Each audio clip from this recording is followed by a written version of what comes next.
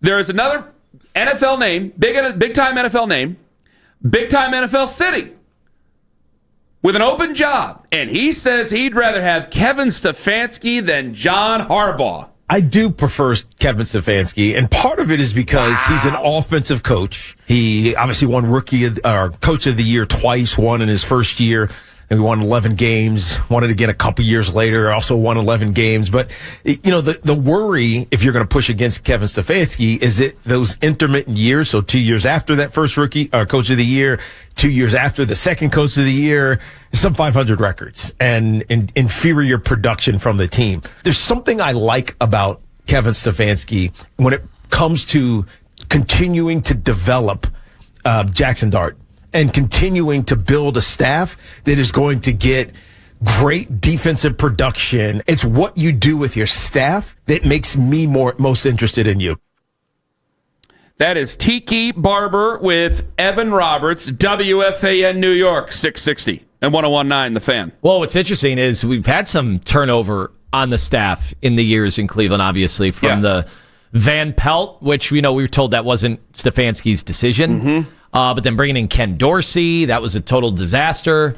And obviously the offense has just been abysmal no matter who has been calling the plays the last few years. Tommy Rees, don't call that not a disaster just because he interviewed yesterday. Also a total disaster on offense.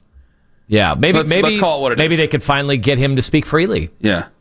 Yesterday. That could be part of it. I don't know. Maybe that's possibility. Yeah, because Kevin's known to be the type of guy to keep his thumb on everybody and not let anybody say anything. Hard disciplinarian, that Kevin Stefanski. Do you agree with anything Tiki Barber says? I'm not trying to set you up, man. No, I know. And it's hard because obviously I think Harbaugh is a big upgrade over Stefanski. So now we have somebody saying, well, they'd rather have Stefanski. Now, part of it is the age. I do understand. The goal is always Kevin's to get 42 or 43.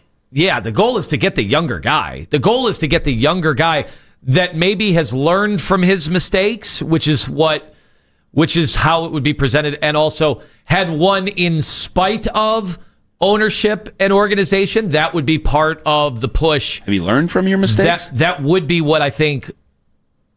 Well, you get fired from the Browns and you're one of the leading candidates for another big time head coaching job. You've learned from mistakes.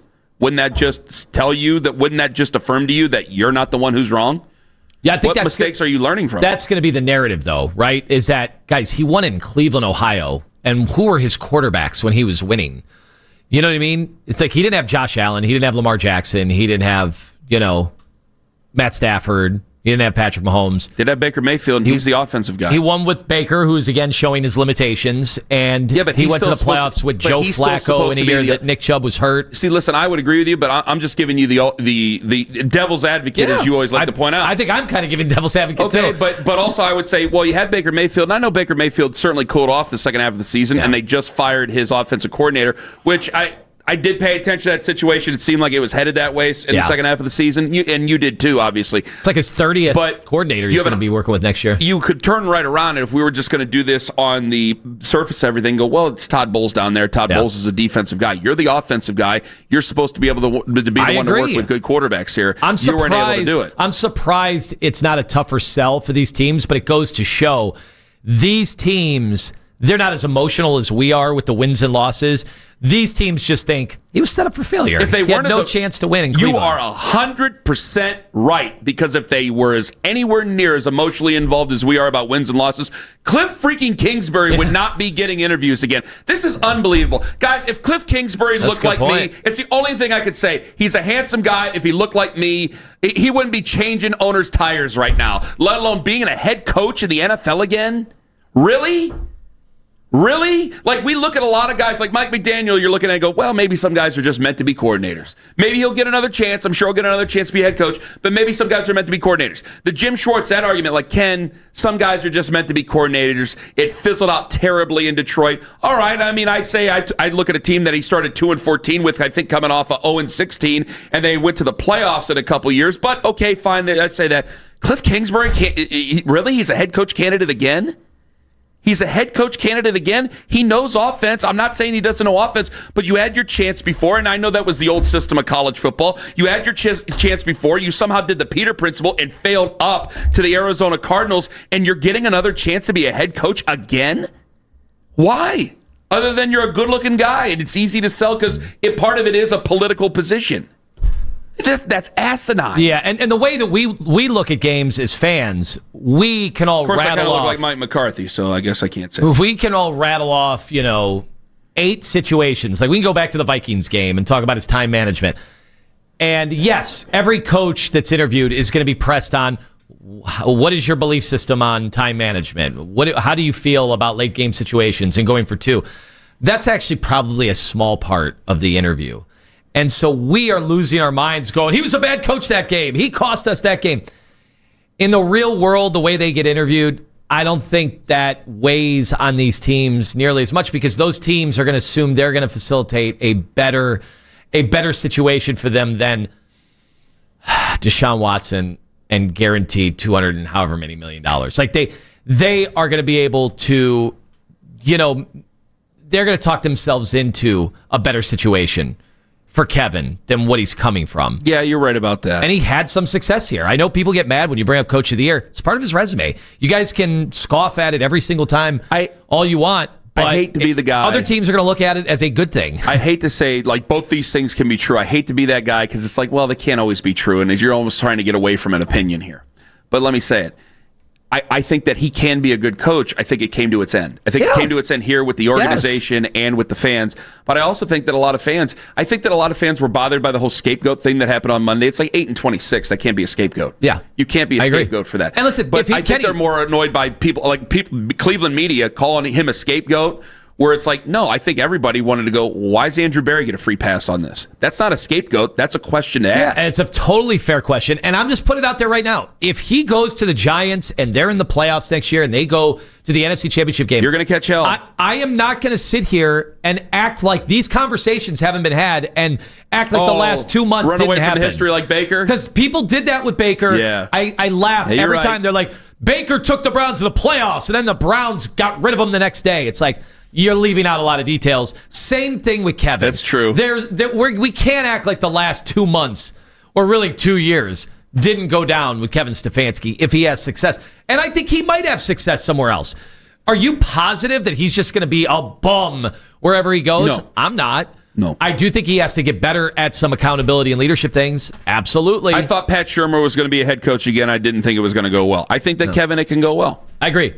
I think it can go well somewhere else, but there's still a lot of things that they got to do with the Giants if that were the case. I know I saw some people had sent us the video. I can't read lips at all. I did see the thing of Jackson Dart on the sidelines yesterday going, I don't know. It's Harbaugh, Stefanski. You can see. He definitely says that. It looks like he's saying that. Oh, and what? Yes, because that's what they wrote, and so you read those words before you ever watched it. That does mess with you. I went in there going, he said it. No, he was saying a whole sentence that said other things after that. Well, what's a word that mouths like Stefanski? That's a pretty hard word to, that's not like these Monday to Friday snakes on this Monday to Friday plane. Stefanski's pretty hard to do. Nathan Zagura telling us if they don't like Shador, that's not a disqualifier for the head coach, which, in all common sense, practical purposes, I know that, again, we have... What has bothered me so much about this is, again, you got to be Browns first as a fan. Because eventually we got to separate this. He's either going to take flight and be a quarterback for the Browns, or this is just all going to end, and that's it. And I think we are still in an incubation period with him, or an experimental phase, because I can't find a chart in the world, not Lima's charts, I can't find a chart in the world that puts him statistically with good quarterbacks. But I can tell you, on my son's lives, I see a quarterback, I'm going, I've seen worse in a Browns uniform. I know. And then there's charts are going, no, Kenny, you haven't seen worse in a Browns. I'm going, I know I've seen worse in a Browns uniform, guys. I know it. I think I saw it earlier this year before he played. I know I've seen worse in a Browns uniform. The DTR experience. Damn it. I know it. I know it. I know it. I feel it in my heart and in my bones, and it's not just because I grew up a fan of his Here's dad. why, though. Here's why. We are used to bad quarterbacks that can't complete the 50-yard pass down the field or the 35-yard or this or that. Yeah. We're used to the bad quarterbacks, being able to dink and dunk, but not do that. And so when Shador comes in and takes a hit while he's delivering a perfect football down the field, you tend to overlook any of the graphs that come out. Like one yesterday said he threw the least catchable ball in the NFL. They had a whole bunch of numbers to prove it. And you're like, that's least catchable ball. I know. So it was Shador's fault, not Sal Cannella? Sal Cannella is the one I was thinking of. Good God. So it is very interesting that our eyes. They well, now that the season's over, a bunch of the full season charts came out, and none of them are good for Shador Sanders. Despite when we see him orchestrate a game-winning drive like he did last week, or put together the last two possessions like he did against Tennessee. Like, it's hard for us to see that because we're used to so many other quarterbacks that we knew could never make it as a Browns quarterback. Believe it or not, despite what I say time and time again on the show, like, I'm not ruling out Shador. I haven't said get him out of the building like Jason Lloyd did. I am open. Yeah, that's where people have got you guys conflicted there. Yeah. Is where it's like, wait a minute, they've got you guys confused. Like Jason said, get him out of the building. That never came out of your mouth. I actually think you could bring in, I don't think they will, but I think you could bring in another rookie, and it wouldn't be like, well, how is he going to do in the shadows of Shador? No, I mean, at some point, like I think Shador has earned at least a shot at starting next year. Well, a shot, Nathan did say a competition. if it stays to this room, it's going to be Shador. I mean, he basically said that. Yeah. I'm not going to put words in his mouth, but I will say I'll be a little annoyed if our quarterback room is Shador, Dylan Gabriel, Deshaun Watson. Shador, Deshaun, Dylan. Okay, in that order. Yeah. I will be annoyed because to me, there's no way a coaching candidate, if you really want a coach to interview for this job, one that is legitimate, a legitimate candidate. There's no way I think that candidate could possibly think this quarterback room is okay. You're right. We're going to go after something. I don't want to go after Ty Simpson. So the Malik Willis, we got to talk about the Malik Willis situation because it seemed to be very glowing about Malik Willis. Did we just play that audio? Especially if Matt LaFleur becomes available. Because I was getting ready to do the read. Yeah, I was getting You want me to do the Matt LaFleur thing, don't you? You want me to go? Because I was going to ask him about TA's tweet, but we'll talk about that in maybe another time here. Here is Nathan on Malik. And did he offer Malik Willis or did we mention Malik Willis? Ooh. This is Nathan bringing up Malik Willis. I think it depends. If you have a head coach who comes in that absolutely loved Shador in the pre-draft process, was somebody that wanted to bring them into their organization, liked what they saw, and they say, you know what, we're going to go with that, then I think you would have a definitive answer on that. And I think Malik Willis is a guy that I know the Browns liked a lot and had the Titans, not taken Malik Willis in the third round that year, which was the year the Browns made the trade for Deshaun Watson. I think Malik Willis would have been a Cleveland Brown. So I do think that's a connection, and he's played really well in Green Bay. So I think that those are kind of the two paths that you could see. He's had 6 starts, right? He's Yeah. had 6 starts, and he's played well. Like, there's nothing disqualifying. If they liked him, think about this now. If what Nathan says is true, and I think he's pretty tapped in, if the Browns liked Malik Willis in that draft, they probably only have an elevated view of him today. Because you've actually seen him play in the NFL. And he's in big, by the way, high leverage moments. Malik Willis hasn't come in and it's like, oh, season's over, Malik Willis is here. He's been tasked to keep the ship afloat every time he's been in the situations with Green Bay.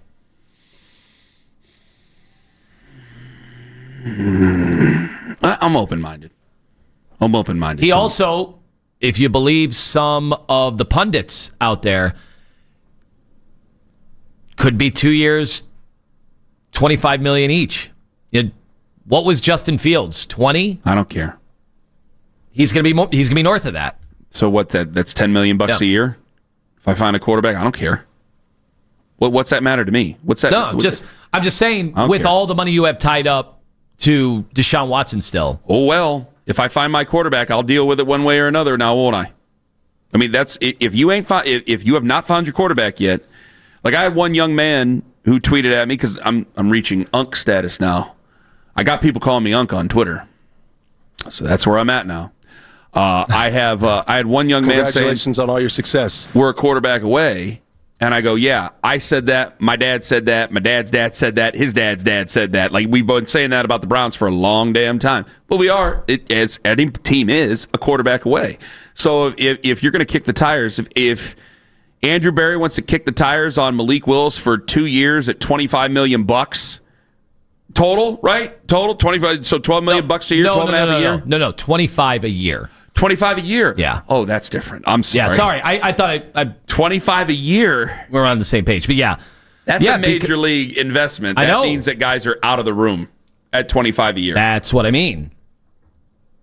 I didn't know it was 25 a year. I thought it was 2 years, $25 million. This is a situation where you have enough quarterback desperate teams, and the tape that he has put out there is, I can play for you immediately as a starting quarterback. And now the tape isn't, he's going to take you to the playoffs. I didn't know about that. I thought it was $12.5 million a year or something like that. You're giving me the same look over there, you said something about it. Well, what's $10 million a year, right? That's what I said. Yeah. But 25 is a lot different than 10. Yeah. It is. That's $50 million. It's like 15 more. But that's $50 million. But think about what the going rate is. 30. Starting quarterback going rate, first of all, the franchise tag this year is going to be around 50 for who is the one that would qualify for that this year? Is it Daniel Jones? Okay, I don't care about the money. I don't like to do like, oh my God, he's paid too much. I'm not trying to pocket watch the fella. But if you're paying him, I would say your intent is it makes me feel like we're going deeper into it, because if he turns around and he sucks, it's a risk, guys. I mean, absolutely. See, this is why the Shador. Well, wait a minute. This is why the Shador people are like, hey, the path of least resistance is developing Shador, because he is on the all-time affordable quarterback contract. He was a fifth-round draft pick. Yeah, but I will full-on admit, like, I'm not the guy wearing the shirt of him and Miles like Jonathan was yesterday, which was a funny shirt. I will full-on admit that we could get to October next year and go, oh, my God, we need a better plan than this. This is terrible. Like, you don't know how it's going to go. I would like to see him with a full off-season and all those other compliments of things. But, yeah, I do believe that we should be open-minded about him. I can't believe I'm saying this. Deshaun, even though, boy, it would be Deshaun plays just well enough to get you away from any of those other good quarterbacks, and just well enough to where you want to think about. It would be terrible, but that's a different conversation. I want to be open-minded to it. $50 million, my first thought is it takes you away from Sellers, Manning, et cetera, et cetera, et cetera. But if he goes out there and he sucks up the room, I'm not going to be good anyway. What's money? The cap will go up. We're not going to be very good. My good players are still on rookie contracts. I'll be a year closer to the end of the whole Deshaun Watson thing. I know I'm adding more on. Boy, that's still $50 million. That's still a lot of damn money. That's still a lot that's in there that hurts the rest of my roster if I really want to add to this. But if it's a quarterback, it's a quarterback. It's not as prohibitive as I first thought. When I first heard $25 million and I thought it was 10, I was like, well, 10, $12 million, what's that between friends? 25 a year. That's a big investment. That you're telling people he's your number one and he's our guy. I know. There's no competition. I mean, if you get Malik Willis, he's your starting quarterback. The QB franchise tag projection from Spot Rack is $47 million. 47. Okay, I said 50. And they're saying Lamar maybe could get a tag, or Brock Purdy. Oh, so not Daniel Jones. Yeah, I don't know why I thought Daniel Jones. Who could get a tag? I'm seeing Daniel Jones too. Okay. Who was the first name you said? He said Lamar. Lamar. Because he has no guaranteed money left on his deal. That's all. So it would actually be a savings for them if they tag him, because he's. Yeah. But then that would be it for him. And right. Chuck in Middlefield has a chart. He won the battle with Harbaugh. Chuck, what you got, man? Yo, what's up, fellas? Hi. I just want to talk about being AFC North. The reason we've been running through quarterbacks, tough division to play in. You need a tough guy.